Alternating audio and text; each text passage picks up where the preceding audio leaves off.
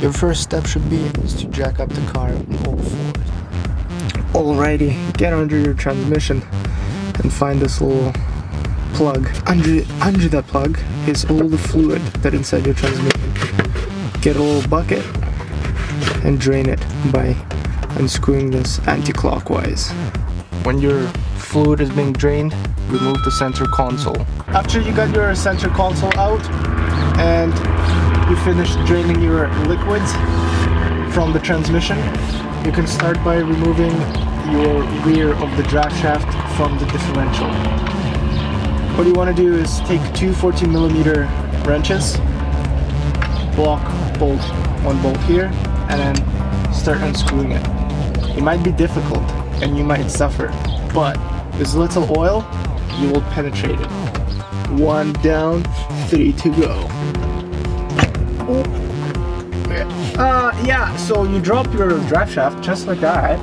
Next thing you want to do is remove your mudguard, because you need to get to the cooling lights, which go to your radiator. Another thing I recommend is wearing some glasses for 2 reasons. 1, the dirt won't fall in your eyes, and 2, you look damn sexy in them. Now remove the 2 cooling lights which are attached to your transmission.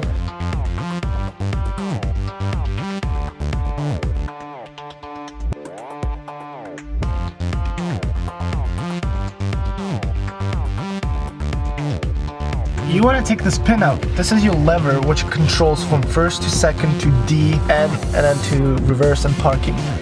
You want that entire thing out. So this pin is preventing it. What you do, because it's actually easy, you don't need pliers. Bend it up and take it out. That's it. Easy. Then you take a Phillips and take these screws out.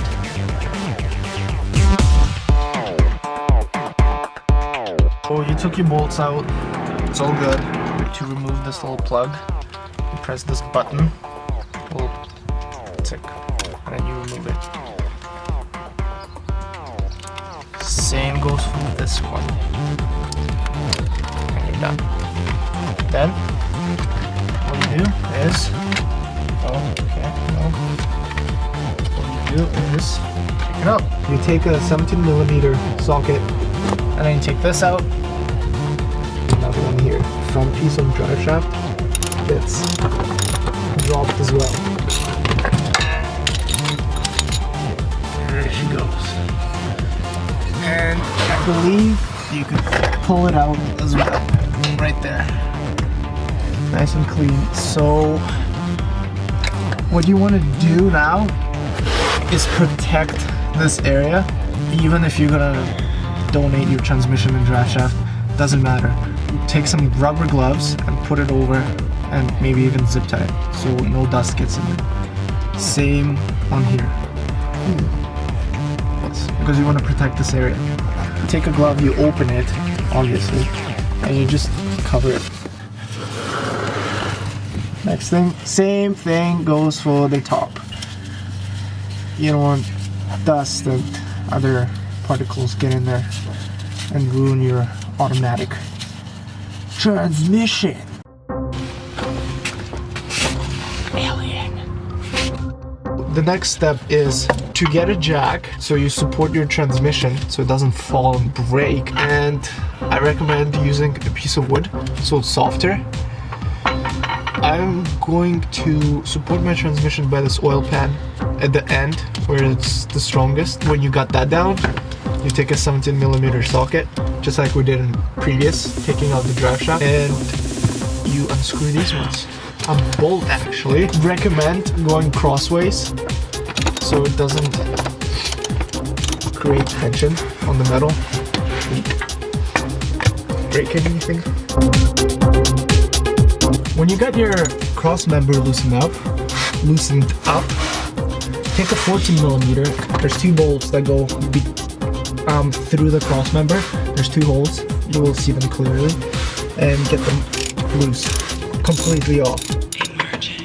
Next step is to remove the 12mm that's holding onto your exhaust, because it's holding on to the transmission. So it's not going to be good fun times for you. So start removing them.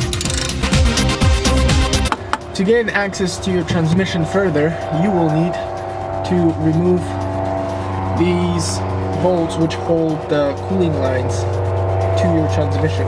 There's also one right here, and here, and here. So start removing them. It's a 10mm socket, so get one, get two. Completely remove your cooling lines.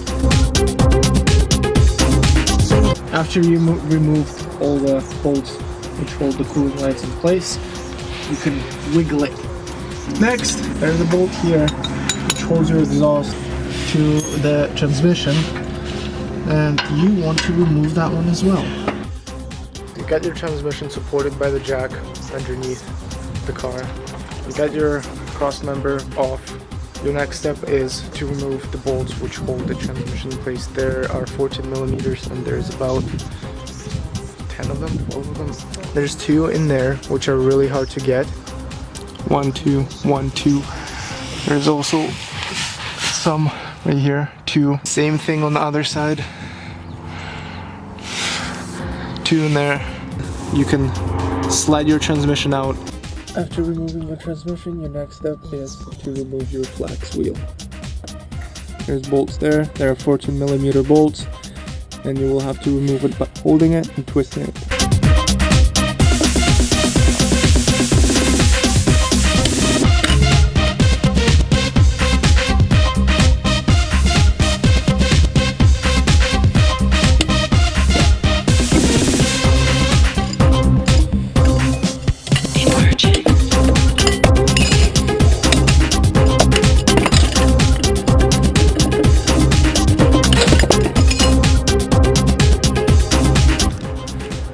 The easiest way to remove the flywheel bolts is to take a 19mm socket, put it onto your air gun, slap it on, and go and remove those bolts.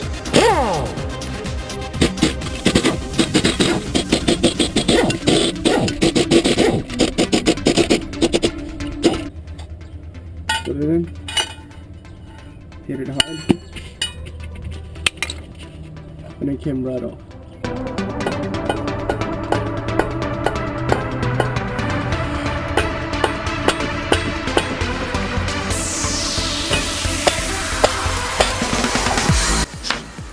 Good, you took out your freaking flywheel.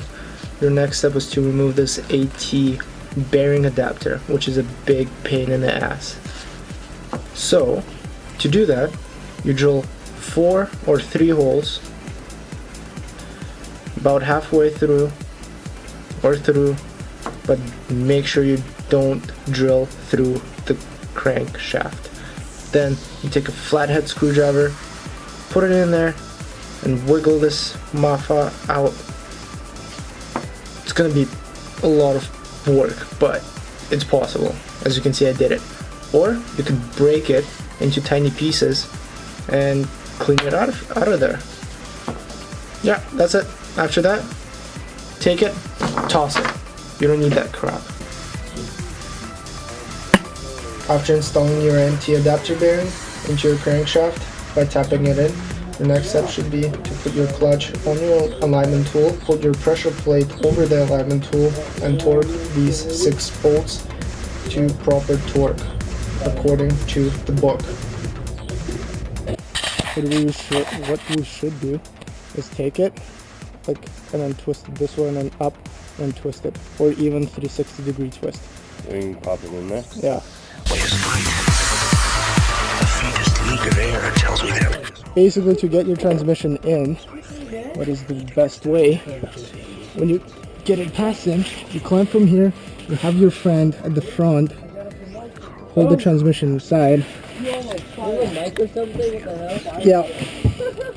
And then you put your front of the drag shaft in, then you move your foot, applying pressure, like that. Get a buddy to twist it. As you can hear, so your teeth inside your shaft line up with the teeth in your crankshaft. After doing that and applying pressure, your transmission should line up perfectly. And then you can take your bolts and start screwing everything in. Oh, yeah, you got screw everything. After you plugged in your transmission, all you have to do is torque the bolts to the red spec on top, on the bottom, then bolt your cross member on, and you're done. And from there on, you put your drive shaft in, put your master cylinder, slave cylinder. I haven't done that yet. Put that in. Do some wiring. I will show you how to do that in a bit. Those are the reverse light wires, black and green, which go right in here. You snip that off and you wire it correct. And you wire it. And then there is your speed sensor, which goes all the way from there to here. Connect them. The dust plate does not fit the automatic one, so you just have to keep this open, which is a big deal, and at the same time it's okay. There's always dust there. As long as you don't go through sand, it'll be okay. Last step to do when you've got your transmission in is put the stick in, which is fairly easy. Put your boot, which I don't have. Remove this automatic transmission thing, throw it away, then install your clutch pedal, and you're done.